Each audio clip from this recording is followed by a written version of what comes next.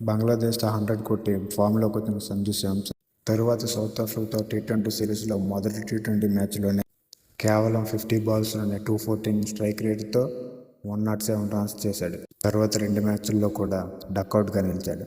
అయితే సంజు హ్యాటర్స్ అందరూ ఈ 2 సెంచరీలు ఫ్లూక్లో వచ్చాయన్నారు. అయితే ఆ నెక్స్ట్ మ్యాచ్లోనే 194 స్ట్రైక్ రేట్తో మళ్ళీ ఒక అద్భుతమైన సెంచరీ కొట్టాడు. అయితే తన కొట్టిన రన్స్ అన్ని ఫ్లూక్లో వచ్చినవి కాదు, ప్యూర్ స్కిల్స్తో వచ్చినవని తన బ్యాట్తోనే సమాధానం చెప్పాడు.